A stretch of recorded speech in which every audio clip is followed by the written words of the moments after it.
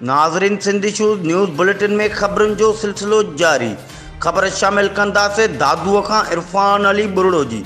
Assistant commissioner दादू doctor Shahnawaz मीराणीअ पारां अवामी शिकायतुनि जो नोटिस वठंदे मुर्गी सरकारी रेट खां वधीक 600 में फ़रोख्त कंदड़ दुकानदारनि ख़िलाफ़ क्रैकडाउन, जंहिंमें मलाह चौक, शाही बाज़ार, स्टेशन रोड, शाहणी मौला ऐं ॿियनि इलाइक़नि जे दुकानदारनि ते छापा हणी 9000 ॾंड हयो वियो।